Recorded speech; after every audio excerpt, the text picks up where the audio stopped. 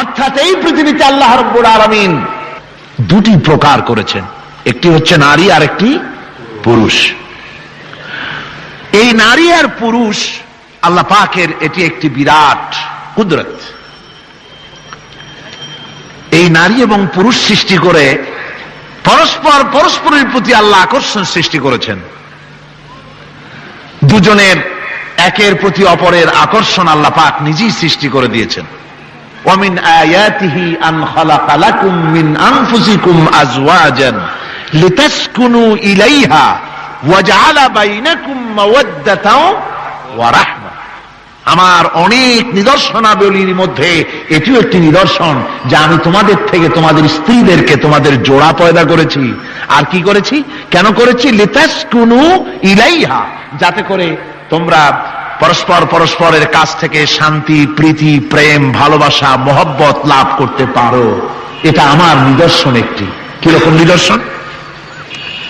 ভিন্ন পরিবেশে লালিতা পালিতা একটি মেয়ে ভিন্ন পরিবেশে লালিত পালিত একটি পুরুষের সঙ্গে যখন বিবাহ হয়ে যায়, আল্লাহ রাব্বুল আলামিন বলেন আমি তখন একের প্রতি অপরের মহব্বত আর ভালোবাসা আমি আল্লাহ তৈরি করে দেই।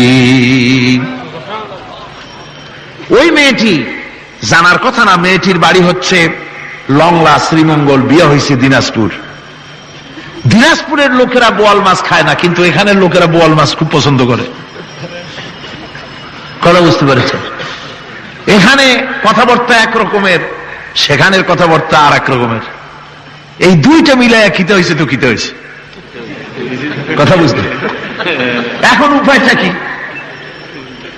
অথচ এই দুই স্বামী স্ত্রীর মধ্যে আল্লাহ পাক কি মহব্বত পয়দা করে দেন, একজন আরেকজনের জন্য জীবন দিতে প্রস্তুত হয়ে যায়। সুবহানাল্লাহ পড়েন।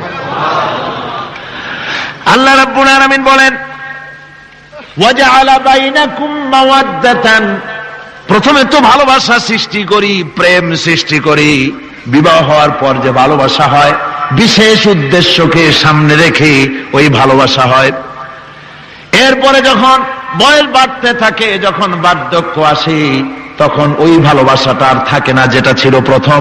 সেটা আমি ওয়াজআলা বাইনাকুম মাওয়াদ্দাতান ওয়া রাহমা, মাওয়াদ্দা তখন রহমতে পরিণত হয়ে যায়। প্রথমে থাকে একটা প্রেম কেন্দ্রিক ভালোবাসা। পরবর্তী সময় যখন স্বামী বুড়ো হয়ে যায় আর স্ত্রী যখন বুড়ি হয়, তখন আল্লাহ পাক বলেন আমি উভয়ের মধ্যে সহৃদয়তা, করুণার সৃষ্টি করে দেই। পরস্পরের প্রতি আকর্ষণ তখন আরো বাড়িয়ে দেই। একজন আর একজন ছাড়া চলে না, বুড়ার বুড়ি ছাড়া উপায় থাকে না। ঘরের মধ্যে ফ্রিজ আছে, কালার টিভি আছে, তারপরে সুন্দর বিছানাপত্র আছে, কোনো জিনিসের অভাব নাই বুড়ার। হঠাৎ করে বুড়ি একদিন মারা গেল, বুড়ায় কয় আমি গৃহশূন্য হয়ে গেছি। সব আছে, তারপরেও যে গৃহশূন্য হয়ে গেছি, তার মানে গৃহের প্রাণটাই চলে গেছে। বুড়া বয়সে সন্তান খোঁজ খবর নেয় না, সন্তানের বউ খোঁজ খবর নেয় না। বুড়ার গরম পানিটা, উজুর পানিটা, তার খাবারটা, তার পানটা, তার যা প্রয়োজন বুড়ি সব এগিয়ে নিয়ে আসে। আর বুড়াও বুড়ির জন্য তখন প্রথম জীবনের চাইতে আরো বেশি মহব্বত বাড়ে, বুড়ির দিকে খোঁজ খবর আরো বেশি করে নেয়। ঠিক কিনা কন? বুঝবেন যারা বুড়া আর বুড়ি আছেন। আল্লাহ পাক বলেন এটা আমি করি। কে বলছেন এ কথা? আল্লাহ পাক বলছেন আমি করি। এ মহব্বত আল্লাহর দান। দেখুন রাসূল করিম সাল্লাল্লাহু আলাইহি ওয়াসাল্লামের ঘরে দৌলত ছিল না, কিন্তু মহব্বত দিয়ে ঘরটা ভরা ছিল। সুবহানাল্লাহ বিহামদি। দৌলত ছিল না, মহব্বত দিয়ে ভরা ছিল। হযরত আয়েশা সিদ্দিকা রাদিয়াল্লাহু তাআলা আনহা বলেছেন আমি গ্লাসে পানি পান করে রেখে দেওয়ার পর রাসূলুল্লাহ গ্লাসটা হাতে নিয়ে আমি যেখানে ঠোঁট লাগিয়ে পানি পান করেছি, আল্লাহ নবী ওইখানেই ঠোঁট লাগায়া পানি পান করতেন। মুহাব্বত। হযরত আয়েশা বলেন আমি গোশত খেয়ে, হাড্ডি খেয়ে হাতে ধরে রেখেছি, খাবো বা রাখবো। আল্লাহ নবী তখন আমার হাতের থেকে গোশত বা হাড্ডিটা আমার হাত থেকে নিয়ে আমি গোশতের যে অংশে কামড় দিয়েছি, রাসূলুল্লাহ সেখানে মুখ লাগিয়ে খেতেন। দৌলত ছিল না হুজুরের ঘরে এক ফোঁটাও, কিন্তু মোহব্বত ছিল ঘরটা ভরা। হযরত আয়েশা বলেছেন, রাসূলুল্লাহ কাজ করে কষ্ট করে ঘরের ভিতরে ফিরে যখন দেখেছেন রান্না বান্না সারা হয় নাই, হুজুর ক্ষুধার্ত অথচ আমার রান্না শেষ হয় নাই, নবীজি রাগ করেন নাই, অসন্তুষ্ট হন নাই, ভুরু কুঞ্চিত করেন নাই, চোখ গরম করেন নাই, বরং আমার কাছে বসে রান্না বান্নায় আমাকে আল্লাহর নবী, বিশ্ব নবী মুহাম্মদ রাসূলুল্লাহ সাল্লাল্লাহু আলাইহি ওয়াসাল্লাম আমাকে সহযোগিতা করেছেন। স্বামী স্ত্রী ভালোবাসা হচ্ছে স্বর্গীয় নিয়ামত, জান্নাতের নিয়ামত। সুবহানাল্লাহ পড়েন। যেই ঘরে স্বামী আর স্ত্রীর মধ্যে সাপ আর বেজির সম্পর্ক, দাঁড় কুমড়োর সম্পর্ক, এই ঘরটা যতই বিদেশি আধুনিক সৌন্দর্যের উপকরণাদি দিয়ে ভরপুর থাকুক না কেন, এই ঘরটা, এই বিল্ডিংটা জাহান্নামের টুকরা, ঠিক না? আর স্বামী স্ত্রীর যদি ভালোবাসা থাকে তাহলে ঘরটা যদি কুড়ে ঘরও হয় তারপরেও সে ঘরটা হচ্ছে একটা জান্নাতের টুকরা। অনেক স্ত্রী আছে স্বামীর সাথে মহব্বত নাই, উল্টোপাল্টা কারবার। ওই রকম এক স্বামীর কাছে খবর আসছে যে আপনি তো এই গ্রামের মাতবাড়ি করেন, বিচার আচার করতেছেন, আপনার বউ তো গোসল করতে গিয়ে পড়ে গেছে নদীর মধ্যে। তো লোকটা দৌড় দিয়েছে, দৌড়ে গেছে, যায় কয় যে কোন জায়গায় পড়ছে, কয় যে এইখানে পড়ছে। লোকটা তখন জোয়ারের পানি যাচ্ছিল এইদিকে, লোকটা দৌড় দিছে উল্টা দিকে। লোকেরা কয় যে মিয়া তোমার বউ পড়েছে এইখান থেকে জোয়ারের পানি এদিকে যায়, তুমি উল্টা দৌড়াও কেন? মাতবার বলছে যে দেখো এটা হচ্ছে আমাদের ইন্টারনাল অ্যাফেয়ার্স, এটা বুঝবা না।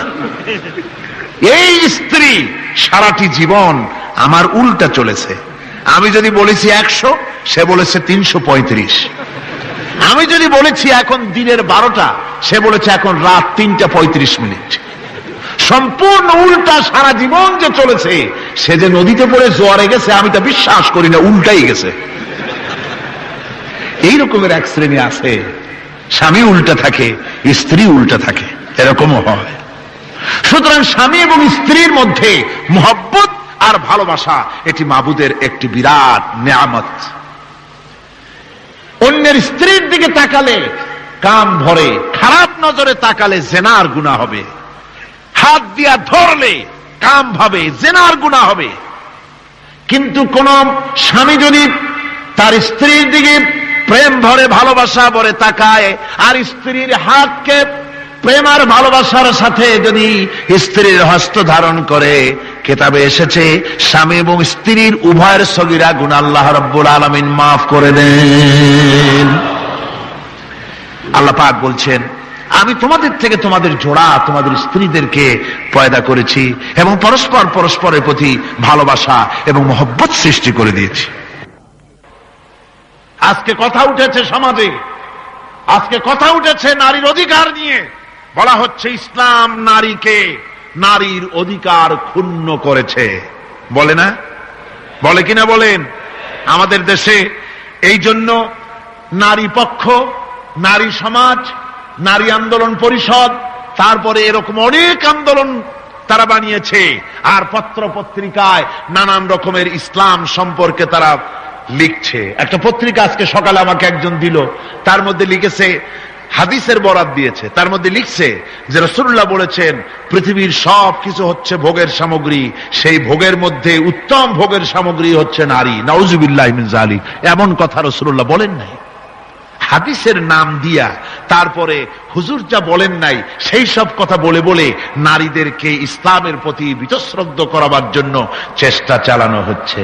অথচ নারীদের ব্যাপারে মুহাম্মদ সাল্লাল্লাহু আলাইহি ওয়াসাল্লাম সবচাইতে উত্তম কথা বলেছেন।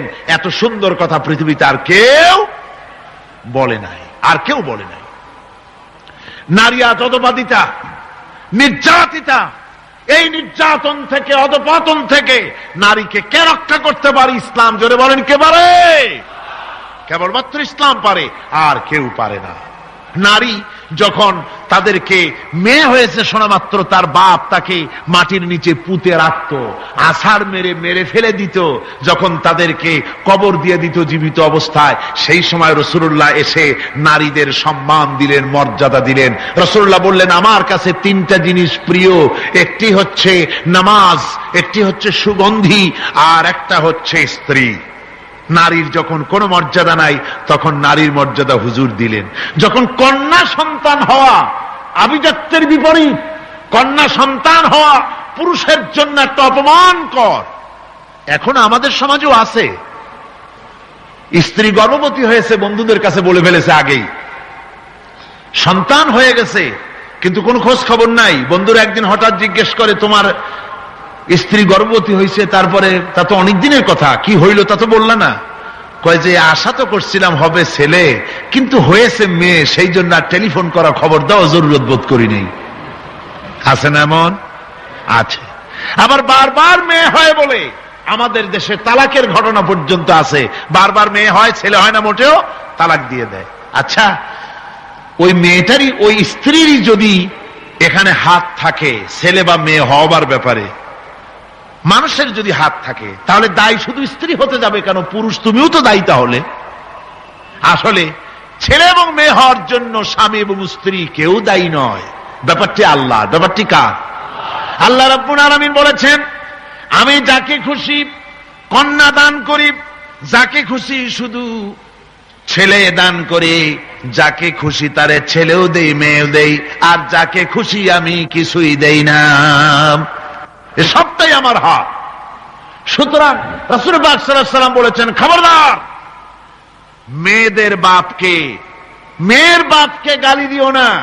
বারবার মেয়ে হয় বলে অনেকে মেয়ের বাপকে গালি দেয়, তাচ্ছিল্য করে, টিটকারি করে। হুজুর বলেছেন, মেয়ের বাপকে বিদ্রুপ করো না, গালি দিও না, যেহেতু আমি মুহাম্মদ সাল্লাল্লাহু আলাইহি ওয়াসাল্লাম মেয়েদের বাপ। রাসূল পাক সাল্লাল্লাহু আলাইহি ওয়াসাল্লাম বলেছেন, যে ঘরে একটা কন্যা সন্তান জন্মগ্রহণ করে, যে ঘরের ভিতরে একটি কন্যা সন্তান জন্মগ্রহণ করে, ওই ঘরের ভিতরে আল্লাহ রাব্বুল আলামিনের রহমতের ফেরেশতা ঢুকে সালাম দেয় আর বলে, আসসালামু আলাইকুম ইয়া আহলাল বাইত, হে ঘরের মালিকেরা, তোমাদের উপরে আল্লাহর রহমত বর্ষিত হোক।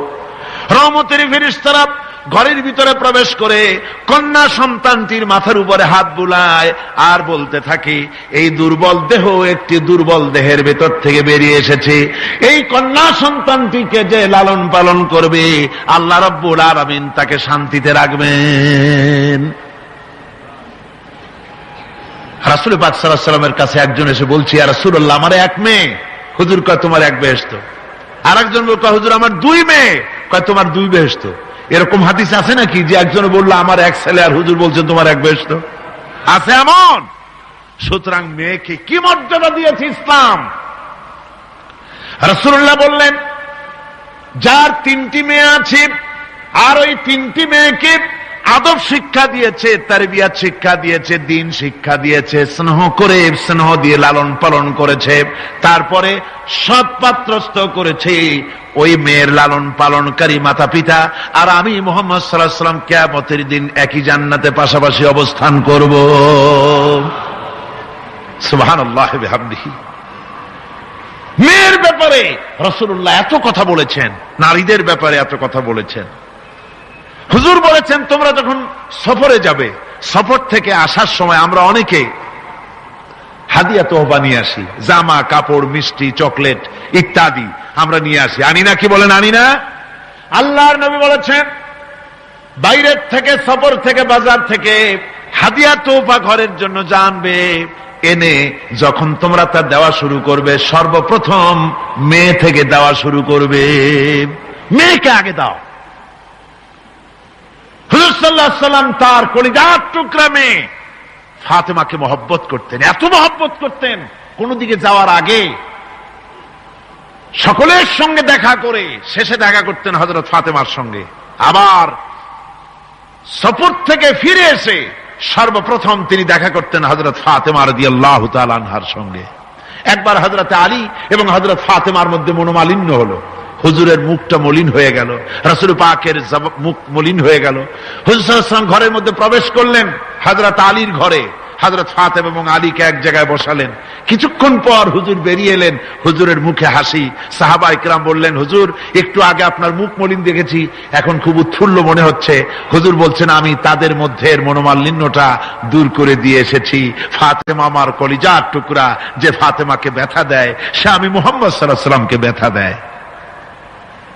রাসূল পাক সাল্লাল্লাহু আলাইহি ওয়াসাল্লাম কন্যাদেরকে এভাবে মর্যাদার কথা বলেছেন। এই কন্যা আস্তে আস্তে যখন বড় হয়ে যায়, যখন বধূ হয়, বধূ হিসেবে তার মর্যাদা ইসলাম কতখানি দিয়েছে, রাসূল পাক সাল্লাল্লাহু আলাইহি ওয়াসাল্লাম কতখানি দিয়েছেন আপনারা লক্ষ্য করেন। হাদিস শরীফ পড়া নাই, জানা নাই বলে আজকে এক শ্রেণীর নারীরা তারা কমিউনিস্টদের খপ্পরে পড়ে, সমাজতন্ত্রের খপ্পরে পড়ে, নাস্তিকদের খপ্পরে পড়ে গোটা মহিলা সমাজকে চেষ্টা করতেছে ইসলাম থেকে দূরে সরাবার জন্য, ঠিক কিনা কও?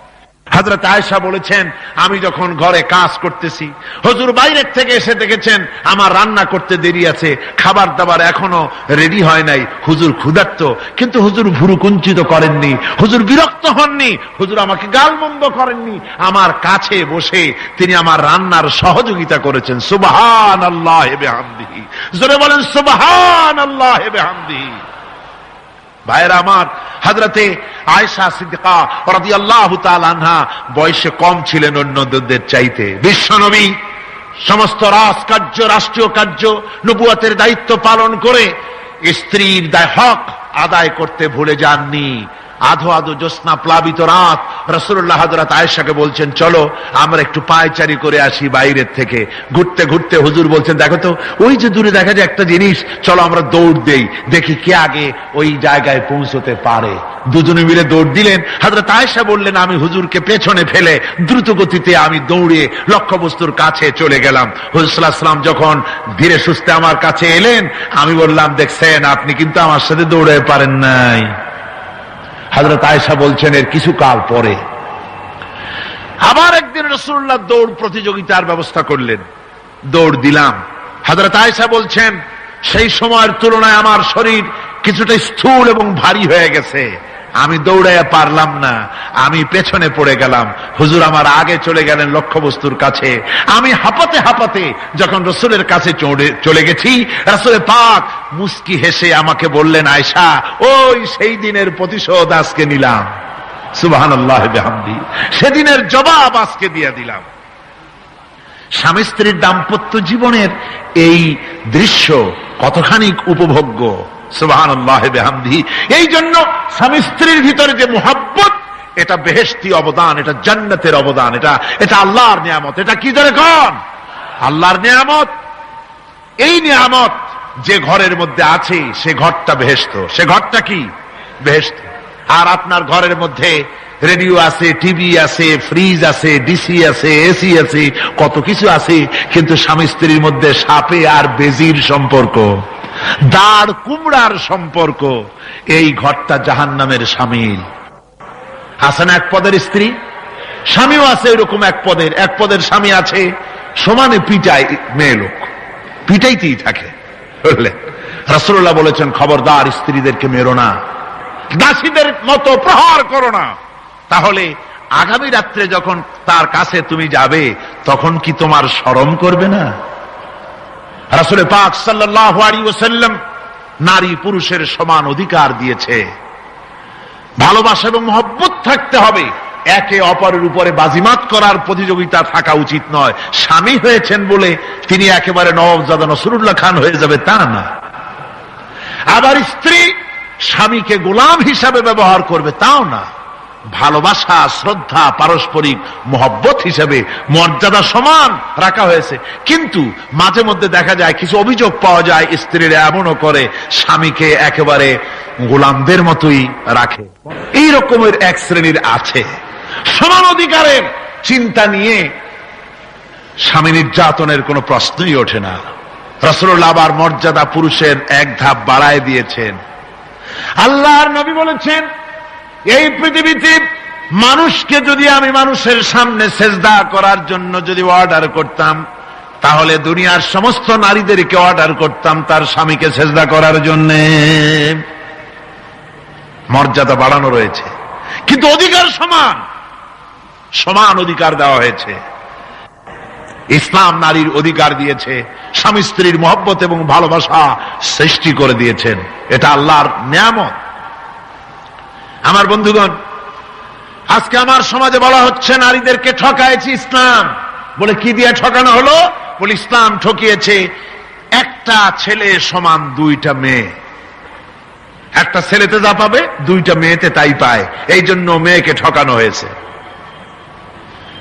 একথা বলেছেন আমাদের দেশের সুপ্রিম কোর্টের একজন চিফ জাস্টিস, অবসরপ্রাপ্ত, নাম নেব না আমি।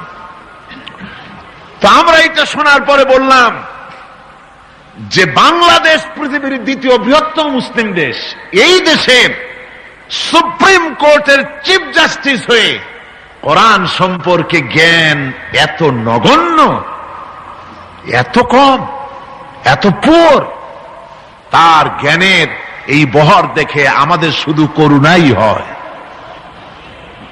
কোরআনে কারীমের এক জায়গায় তিনি দেখেছেন এক ছেলে সমান দুই মেয়ে, কিন্তু মেয়েকে যে আরো অনেক জায়গা থেকে দেওয়া হয় তা কি লক্ষ্য করো নাই? ছেলে তো এক জায়গায় পিতার কাছ থেকে বোনের ডাবল পেল, বোনের তুলনায় বেশি পেল এক জায়গায়, কিন্তু বোনকে মেয়েকে অনেক জায়গা থেকে আল্লাহ দেওয়ার ব্যবস্থা করেছেন। এই মেয়ে লোকটি পিতার কাছ থেকে পাবে, স্বামীর কাছ থেকে পাবে, ছেলের কাছ থেকে পাবে, ভাইয়ের কাছ থেকে পাবে, মায়ের কাছ থেকে পাবে, 5 জায়গা থেকে পাওয়ার ব্যবস্থা আল্লাহ তাকে করে দিয়েছেন। জোরে বলেন সুবহানাল্লাহ। 5 জায়গা থেকে তার পাওয়ার ব্যবস্থা আছে। এক জায়গায় একটু ছেলেকে বেশি দিয়েছে, দেখেই তার চোখ কাড়া হয়ে গেছে। আল্লাহর উপরে কমেন্ট করতেছে, নাউযুবিল্লাহি মিন যালিক। নারীকে ইসলাম সবচাইতে বেশি অধিকার দিয়ে তাকে প্রতিষ্ঠিত করেছে, সবচাইতে বেশি অধিকার তার। সব জায়গায় তাকে প্রতিষ্ঠিত করা হয়েছে। নারীদেরকে মহারণা দেওয়া ফরজ করে দেওয়া হয়েছে। নামাজ রোজা যেমন ফরজ, মহারণা দেওয়া তেমন কি? সেই মহারণা আজকাল বাঁধা হয়, বিশেষ করে রাজধানীতে, শহর সমূহে মহারণা বাঁধে। যত বেশি টাকা ততই সুনাম নাকি হয়। সেই জন্য জিজ্ঞেস করা হয়, মেয়ের বিয়েতে মহারণা কত হলো? কয় মহারণা হচ্ছে 5,73,793 টাকা 75 পয়সা। বাবা, আদায় করে না কিন্তু মোটেও, ফাঁকি দেওয়ার ব্যবস্থা সব। সোনা দিলাম এত, খাওয়াইলাম এত, বাকি সব ইদিক সেদিক। মনে রাখবেন মুসলমানেরা, মহারণা দেওয়া নামাজ রোজার মতোই অবশ্য পালনীয় একটি কর্তব্য আল্লাহ রাব্বুল আলামিন করে দিয়েছেন। কোন স্বামী যদি মহারণা ধার্য করার পর যদি আদায় না করেন, স্ত্রী যদি স্বেচ্ছায় মহারণার টাকা মাফ না করে দেয়, তাহলে কিয়ামতের দিন ওই স্বামীকে আল্লাহর দরবারে জেনাকারের কাতারে দাঁড়াতে হবে। মনে রাখবেন মুসলমানেরা, মহারণা দেওয়া নামাজ রোজার মতোই অবশ্য পালনীয় একটি কর্তব্য আল্লাহ রাব্বুল আলামিন করে দিয়েছেন। কোন স্বামী যদি মহারণা ধার্য করার পর যদি আদায় না করেন, স্ত্রী যদি স্বেচ্ছায় মহারণার টাকা মাফ না করে দেয়, তাহলে কিয়ামতের দিন ওই স্বামীকে আল্লাহর দরবারে জেনাকারের কাতারে দাঁড়াতে হবে। জেনাকারের কাতারে দাঁড়াতে হবে স্বামীকে। এই মহারণা আদায় করে দিতে হবে স্ত্রীকে।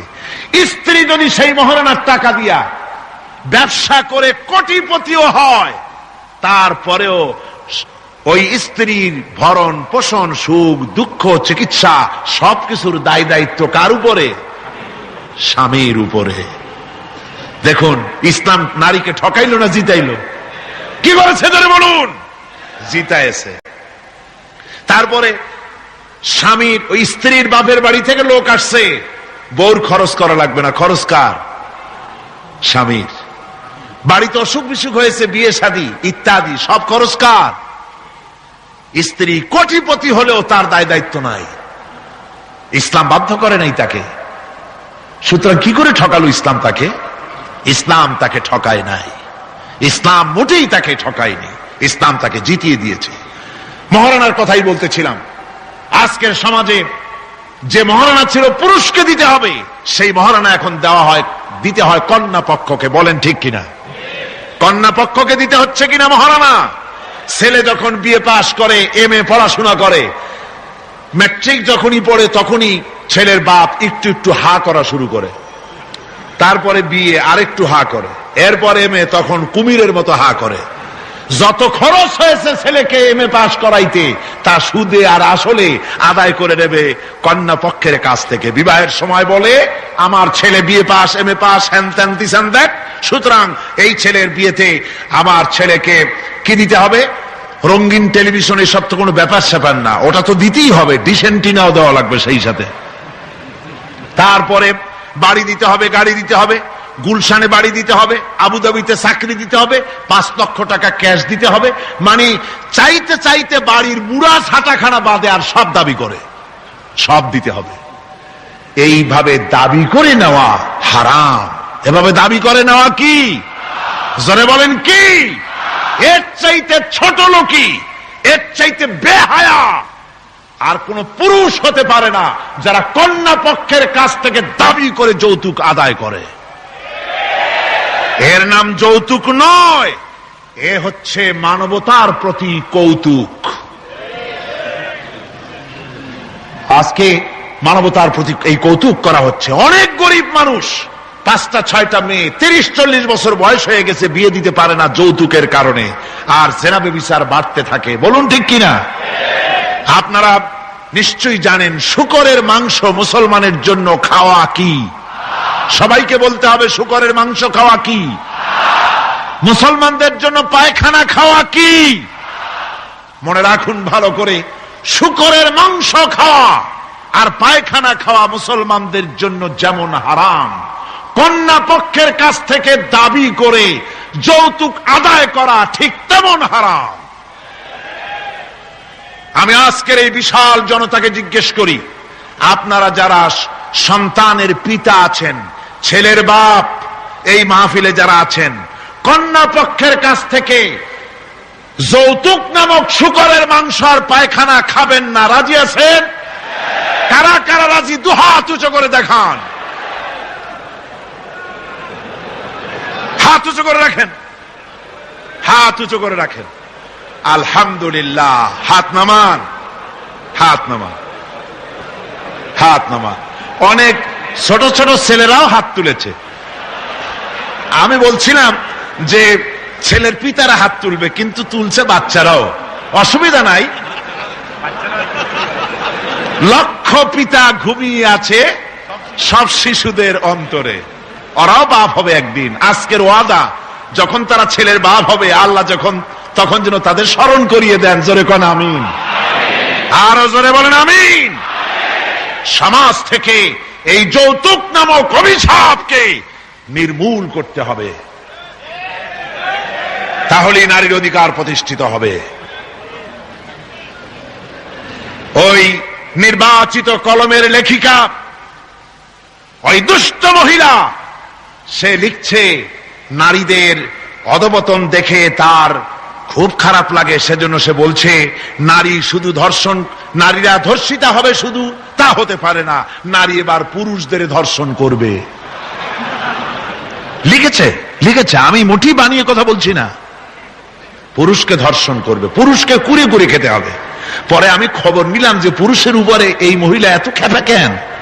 আমি খবর পেলাম 8টা-10টা স্বামীর থেকে সে বিদায় হয়েছে। আল্লাহর লানত। এই লোকটি লেখে আর পত্রিকাগুলি তা ছাপে, জঘন্য। যে সব পত্রিকায় সব ওই লেখিকার লেখা ছাপা হয়, ওই পত্রিকা পড়া তো দূরের কথা, মুসলমানদের ওই পত্রিকা দিয়া কুলুক নেওয়া জায়েজ নাই।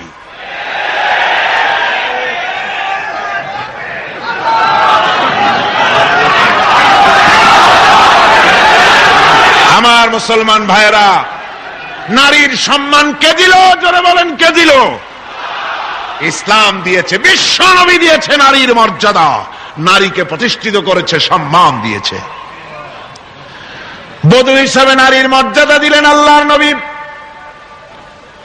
তালাক দেওয়ার অধিকার শুধু পুরুষকে দেওয়া হয় নাই। যদি মনে করেন ভুল করবেন, বিবাহ করেছেন বলে কথায় কথায় তালাক দিবেন, জায়েজ নাই। আল্লাহর নবী বলেছেন আল্লাহর কাছে দুইটা হালাল হলো, জঘন্যতম নিকৃষ্টতম হালাল।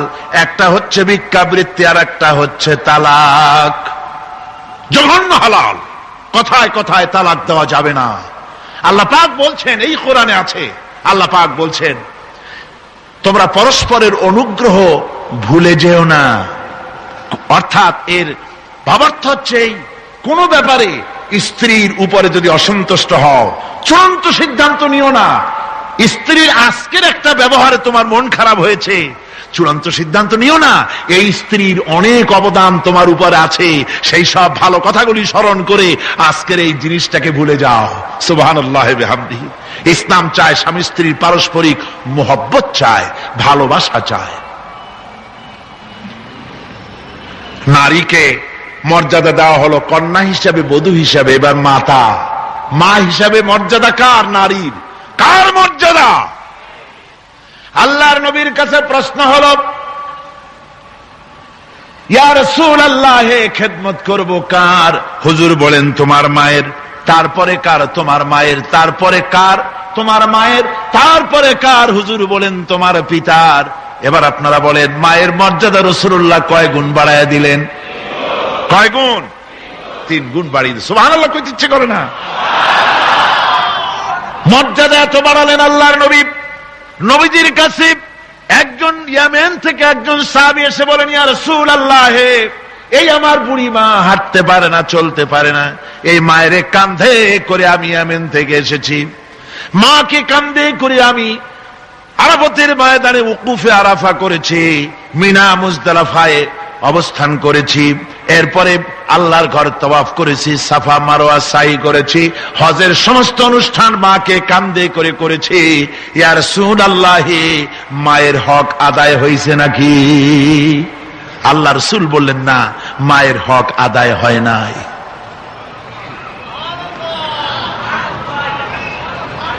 বুকের চামড়া দিয়ে মা, সন্তান যদি মায়ের পায়ের জুতা তৈরি করে দেয়, 1 ফোঁটা দুধের হক আদায় হবে না।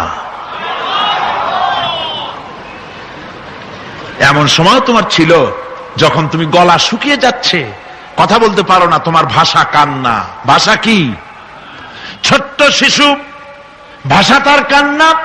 ক্ষুধা লেগেছে বলতে পারে না, পিপাসা লেগেছে বলতে পারে না। ওই বাচ্চা যখন কাঁদতে থাকে, মায়ের কলিজার সঙ্গী স্নেহের তার জোড়ানো আছে, মায়ের কলিজায় আঘাত লেগে যায়। মায়ের হাতে যত কাজ থাকুক না কেন, সমস্ত কাজ ফেলে রেখে বাচ্চাটাকে কোলের সাথে জড়াইয়া দুধটা মুখের মধ্যে দিয়ে দেয়। বাচ্চা যখন দুধে চোষা মারে, একটা ফোঁটা যখন গলার মধ্যে চলে গেল, একটা মৃত্যু মানুষ কি জিন্দা করে দিতে পারলে যে সওয়াব হতো, আল্লাহ রাব্বুল আলামিন ওই সব মায়ের আমলনামায় লিখে দেন। মা হচ্ছে সবচেয়ে বড় পীর। মা বাপ সন্তানের কাছে সবচেয়ে বড় পীর কে? কিন্তু আমার দেশের লোকেরা তা বোঝে না। আমার দেশের লোকেরা পীর সাহেবের সামনে কমলা লেবু, আঙ্গুর, বেদানা, বেল, তাল সবগুলো নিয়ে হাজির করে দেয়, কদমবুসি করে। আর কোথায় পাইছে এই কদমবুসি আমার বুঝে আসে না। বুড়া বুড়া মানুষ পীর সাহেবের কদমবুসি করে।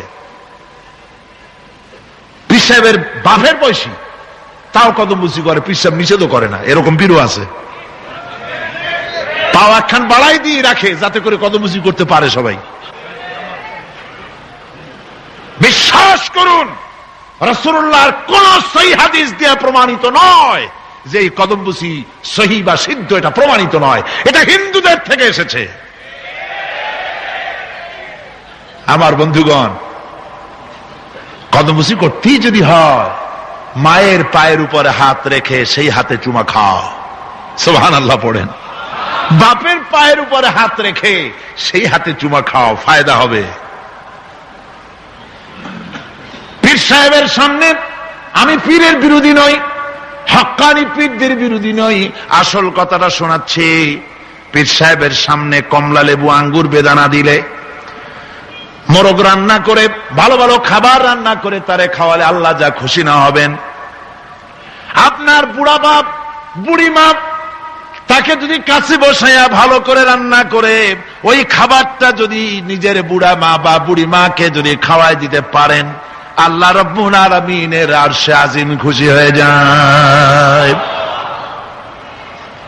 মা বাপের দোয়া বেশি কবুল। কার দোয়া বেশি কবুল? মা বাপের দোয়া কবুল।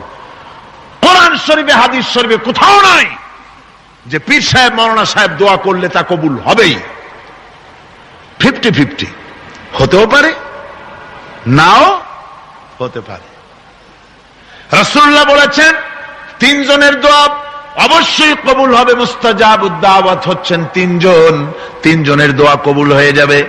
একজন হতেছে মুসাফির, প্রবাস জীবন যাপন করে কসরের নামাজ পড়ে, তার দোয়া কবুল। 2 নম্বরে মাজলুম ব্যক্তি যে অত্যাচারিত, তার দোয়া আল্লাহর দরবারে মঞ্জুর। 3 নম্বরে মা বাপ যদি সন্তানের জন্য দোয়া করে, আল্লাহ রব্বুল আলামিন ওই দোয়া কবুল করে নেন। অবশ্যই দোয়া মঞ্জুর। মা বাপের দোয়া তার সন্তানের জন্য অবশ্যই মঞ্জুর। 100% সিউরিটি কে দিয়েছেন? রাসূল পাক সাল্লাল্লাহু আলাইহি ওয়াসাল্লাম বলেছেন। সুতরাং যেখানে 100 ভাগ সম্ভাবনা, সেখানে যায় না। সেখানে একটা চাদর নাই এই শীতে, কাপড় নাই, মশারি নাই, খাবার নাই, আর কোথাও কোনো হুজুরের নাম শুনলে ভালো ভালো খাবার নিয়ে হুজুরের সামনে হাজির। উল্টা কাম হইতেছে না? কোন উল্টা কাজ হচ্ছে না? মা বাপের দোয়া বেশি কবুল হবে। হযরতে বাইজিদ বুস্তামি রাহমাতুল্লাহ আলাইহি বাচ্চা মানুষ, মা অসুস্থ, গভীর রাত্রে মায়ের ঘুম ভেঙে গেছে, বলছে বাবা পিপাসায় অস্থির হয়ে গেছে, তাড়াতাড়ি করে একটু পানি নিয়ে আসো। ছেলে পানি আনতে গেল, পানি আনতে দেরি হয়ে গেছে, এসে দেখে মা ঘুমিয়ে গেছেন। মায়ের শিয়রে দাঁড়ায় আছেন পানি নিয়ে। ঠান্ডার রাত, ফজরে রক্ত হয়ে গিয়েছে, মায়ের ঘুম ভেঙে গেল। ঘুমের থেকে জেগে দেখে ছেলে কাঁদতেছে, হাতে পানির গ্লাস। বাবা কাঁপো কেন, পানি কেন হাতে? ছেলে বলে মা তোমার কি মনে নাই পানি চেয়েছিলে, ঘরে পানি ছিল না বলে বাইরের থেকে পানি এনে এনে দেখি তুমি ঘুমায় গেছো। মা বলছে বাবা গ্লাসটা আমার শিয়রে রেখে তুমি ঘুমাইলে না কেন? ছেলে বলে মা পানি নিয়ে দাঁড়িয়ে রইলাম, আবার যদি তোমার ঘুম ভাঙে পানি চাও, সময় মতো যদি দিতে না পারি তোমার কষ্ট হবে, তাই পানি নিয়ে সারা রাত তোমার শিয়রে দাঁড়ানো। মা তাড়াতাড়ি করে কলিজার টুকরা সন্তান শিশু বাইজিদকে বিছানায় কম্বল দিয়া ঘুম পড়ায় দিয়া উজু করে ফজরের নামাজ আদায় করে সেজদায় পড়ে কান্দেন আর বলে রব্বুল আলামিন আমার কচি বাইজিদ আমার জন্য যা করলো, আমার কলিজা খুশি হয়ে গেছে। আল্লাহ আমি মা হয়ে আমার বাইজিদের জন্য দোয়া করি, তুমি আমার বাইজিদকে সুলতানুল আরিফিন বানাইয়া দিও। রব্বুল আলামিন দোয়া মঞ্জুর করলেন। মা বাপের দোয়া আল্লাহর দরবারে বেশি কবুল হয়ে যায়। আল্লাহ পাক বলেন মা বাপ এত কষ্ট করেছে তোমার জন্য, ওয়াসাইনাল ইনসানা বিওয়ালিদাইহি ইহসানা হামালাতুহু উম্মুহু কুরহা ওয়া ওয়াদাআতুহু কুরহা। আমি বিশ্বের সমস্ত মানুষকে অর্ডার করেছি, তোমরা তোমাদের নসিহত করেছি, উপদেশ দিয়েছি, তোমরা তোমার মা বাপকে সম্মান করবে। তোমার মা, আল্লাহ বলছেন, কে বলছেন? তোমার মা তোমাকে গর্ভধারণ করেছে অত্যন্ত কষ্টের সাথে, ডেলিভারিও করেছে অত্যন্ত কষ্টের সাথে। তোমার মা তুমি গর্ভে থাকাকালীন কত কষ্ট হয়েছে তা বোঝার জন্য তোমার গর্ভবতী স্ত্রীর দিকে তাকাও, তাহলে টের পাবা কি কষ্টটা তোমার মা তোমাকে নিয়ে করেছে। সুবহানাল্লাহ বিহামদিহি। আর মাকে আল্লাহ ধৈর্য দিয়েছেন। সন্তান হাঁটু দিয়া গুতা মারে, পেটের মধ্যে মাথা দিয়া গুতা মারে, তারপরে এই যন্ত্রণা এই কষ্ট সহ্য করে সন্তান ডেলিভারি পর্যন্ত এই কষ্ট সইতে থাকে। আমার মাঝে মধ্যে চিন্তা হয় যে পুরুষের যদি গর্ভধারণের কোনো ব্যবস্থা থাকতো, আর পুরুষের যা মেজাজ, সন্তান হইলি ঠ্যাং ধরে মারতো একটা আছাড়, যে পেটের মধ্যে বসিয়ে এত গুতুগুতি করছিলি কেন? কিন্তু মা, সুবহানাল্লাহ সুবহানাল্লাহ বলেন। সবার খাওয়া দাওয়া হয়ে গেছে, মা তো আগে খাই না, সকলের খাওয়া দাওয়া হয়ে গিয়েছে, এক পেট ক্ষুধা নিয়ে খেতে বসেছে। শেষের দিকে বেলা 3:30 4টার মতো হয়ে গেছে, তখন খেতে বসেছে। কোলের মধ্যে অথবা পাশে তার বাচ্চা পায়খানা করে দিয়েছে। এতটুকুনো বিরক্ত হয় নাই, বাচ্চাটাকে ক্ষুধা পিঠির ভিতরে রেখে খাবার থালা সরায় দিয়া ওই বাচ্চা ছেলেকে উঠায় নিয়ে পায়খানা পরিষ্কার করে ধুয়া মুছা সাফ করে বাচ্চার গালের উপরে চুমা দিয়া কোলে নিয়ে আবার খেতে বসলো মা। এই মাকে কি করে ভুলে যাও? না ফরমান, মায়ের সাথে বেয়াদবি করো না, কপাল জ্বলে যাবে, তাকদীর জ্বলে যাবে। সারা জীবন চেষ্টা করেও তাকদীরের কোনো উন্নতি হবে না যদি মাকে কষ্ট দাও। কথা মনে থাকবে? মনে থাকবে মুসলমান? আমার আল্লাহ রাব্বুল আলামিন শিখায় দিয়েছেন, বান্দারে মায়ের জন্য আমার কাছে দোয়া করবি, রব্বিরহামহুমা কামা রাব্বায়ানি সাগীরা। পড়েন সবাই, রব্বিরহামহুমা কামা রাব্বায়ানি সাগীরা। আল্লাহ রাব্বুল আলামিন শিখায় দিলেন, বান্দারে আমার কাছে দোয়া কর, আয় আল্লাহ আমাকে আমার মা বাপ যেমন ছোটবেলায় স্নেহের কোলে লালন পালন করেছে, আল্লাহ তুমি আমার মা বাপকে তোমার রহমতের কোলে লালন পালন করো। আল্লাহ পাক শিখায় দিয়েছে। সুতরাং নারীদের মর্যাদা ইসলামে নাই। কে বলেছে? কোন বেয়াদব বলেছে?